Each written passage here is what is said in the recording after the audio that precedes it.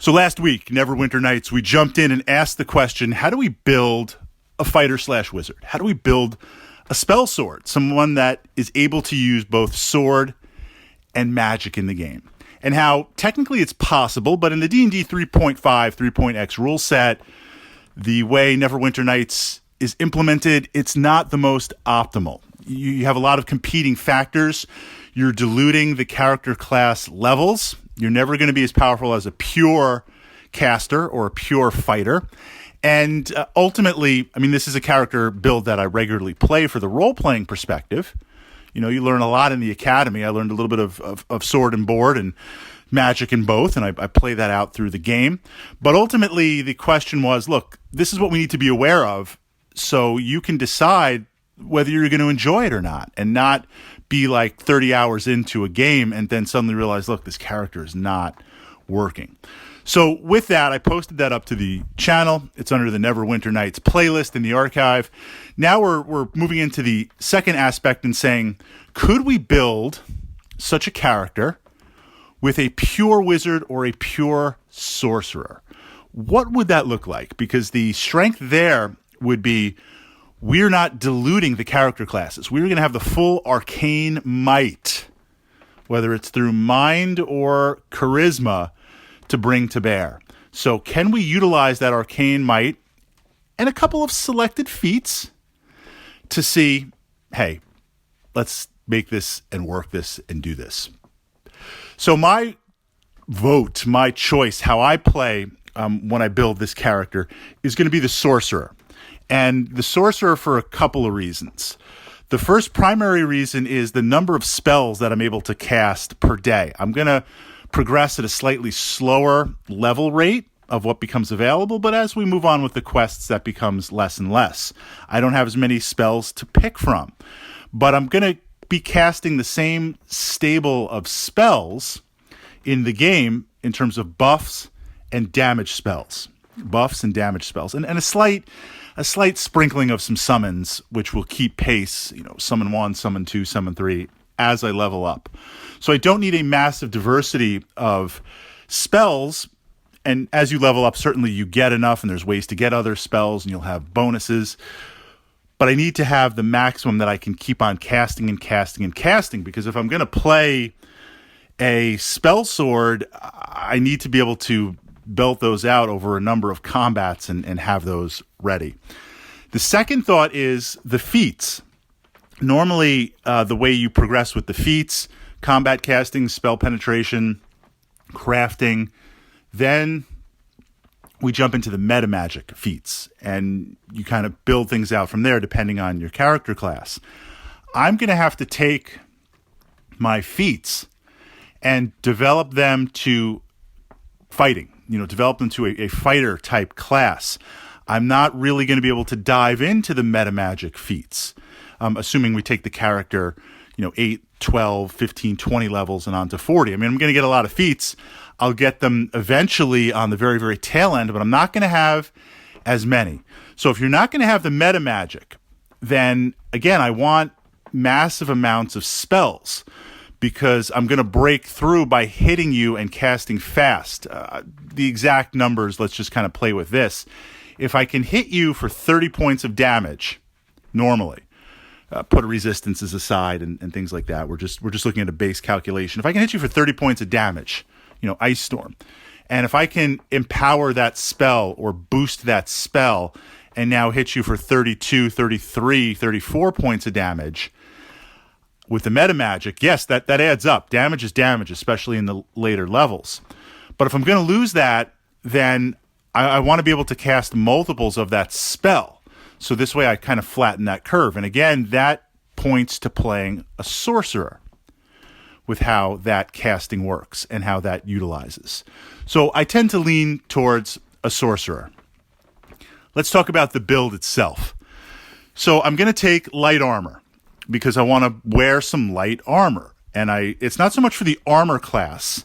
It's one for the looks, because again, playing a wizard or sorcerer, even if you have a modest dexterity bonus, the game wants to put you in with +2 dexterity as a base. I always strip that down to 10, because as you move on any type of protection that you're going to get eventually is going to be displacement and other ways of concealing as opposed to actual armor class. And once you get around level 8 and 10, things just bash through your armor class no matter what it is. So I'd rather spend those points on something else.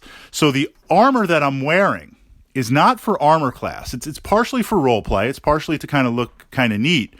But the idea going from a spell sword, if I was building out a fighter/wizard, is the diversity of magic items that I can utilize.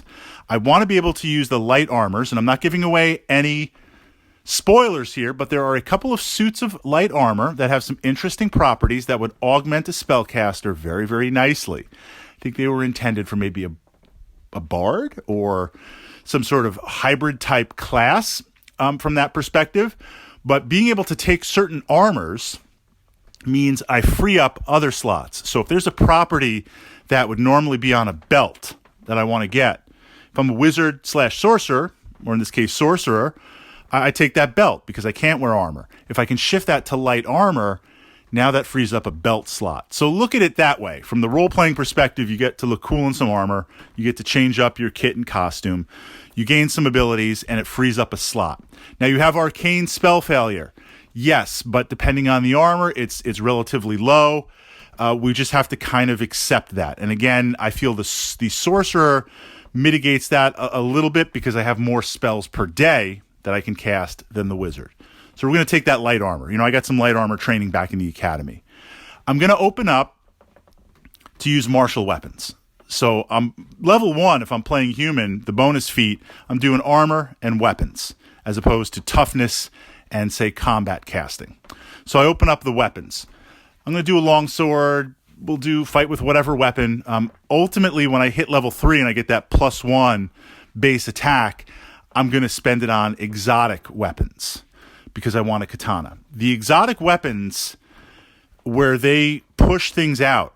Now, I've already burnt 3 feats, 2 base for starting for human, or 2 base, or 1, plus hitting on level 3. I've burnt, 2 to 3 feats on just the base establishment of building a fighter type class to work with it.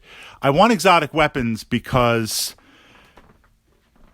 it opens up all the weapons in the game, simple, martial, and exotic. But the exotics have the higher, not so much higher damage, although a few do. They have the keen. They have the ability to threaten criticals.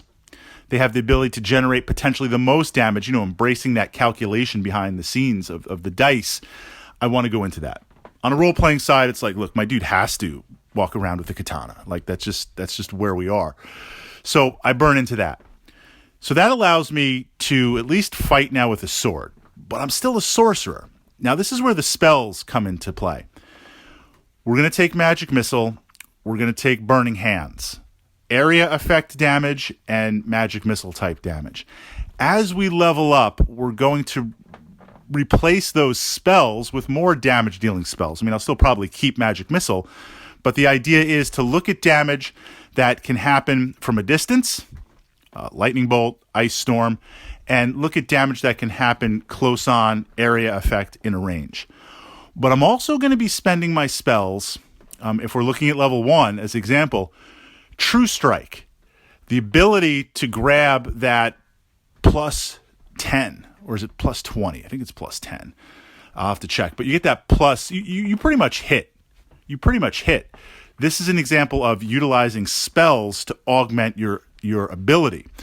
We also look at turning your flame weapon, that spell.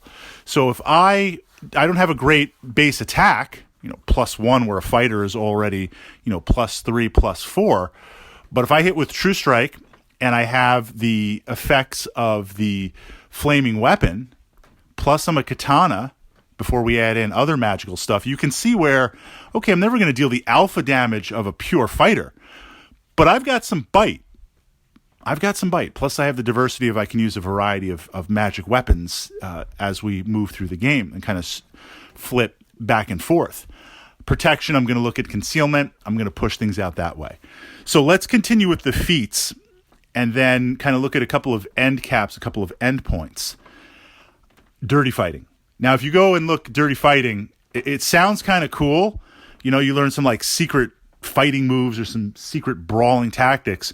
And then you read it and you're like, wait, for 1d4, I get to replace and only make one attack? Like, I would never take this. I mean, in D&D and the 3.5 rule set, you want to stack as many things as you can. I want to deal with as much damage as I can, adding on different types of dice. If you play a rogue in D&D, you know this, where you're like, okay, here's my base damage. I'm attacking with a sword, 1d6. But it's a magic sword +2, so I'm going to add +2. Plus, here's my backstab modifier, my 3 extra dice. And here's my elemental damage, sonic, flame, whatever, 1d4. Like, you keep on adding the dice. You want to do that in Neverwinter Nights. But Dirty Fighting does this, but it replaces and only gives you one attack. Well, that's perfect for the Sorcerer because it takes forever to get a second attack, and by the time you get that second attack, I think it's around level 12 or so. By the time you get that, the modifier to that second attack is so low anyway, and what you're fighting you're probably going to miss. Your augments are going to be burnt up on that first strike, True Strike and other things that boost your ability. So the Dirty Fighting makes sense. Okay, it's only 1d4, but look, we're going to take everything that we absolutely can. That burns another feat. Now, I like to take that early on for the role play, but that completes, so now we're 4 feats in. We haven't taken combat casting. We haven't taken toughness. Now, the game likes to start you out with an augmented armor class through dexterity. The core sorcerer build, I think, gives you a 14. I like to put that into constitution because I am going to be fighting, and I'm not going to get toughness until a little bit later. So that's how I get those hit points. But then we'll take toughness, we'll take combat casting. Probably combat casting first, then toughness. That now augments out kind of the base. So your first, 10 levels or so, your first half of the character is augmenting and setting yourself up to fight, to be able to use the spells. And again, you're never going to be as good as a fighter. But the one advantage I have is I can become pretty potent at fighting, but I don't have any delusion. I haven't diluted my spells at all. I'm still a level X sorcerer, and I'm still going to be blasting that out. And my DC is still going to be really high because I'm pumping stuff into charisma, or if I was playing a wizard, into a wizard. It's going to grow, and I'm going to be augmented by magic items. So I'm still going to be a force to reckon with. I can still switch back and go just straight sorcerer and try to blast you with spells. Then moving on in the final levels, that's where I'm going to look and to use the meta magic. So the ultimate question really is, you're never going to deal the pinnacle super alpha damage, but look, is that really ever necessary? I mean, on the curve, on average, you're going to deal a lot of damage. You're going to belt out a lot of spells. By sacrificing some meta magic spells, I can kind of go dip in a little bit of martial fighting and utilize that and have some fun. So if I was going to build a sword and board character, sword and sorcery character combined, consider looking at the sorcerer and consider looking at the feats and the ability to augment with your spells that will give you that flavor. It'll give you that flavor. It'll give you that fun, but you won't be sacrificing and diluting the levels.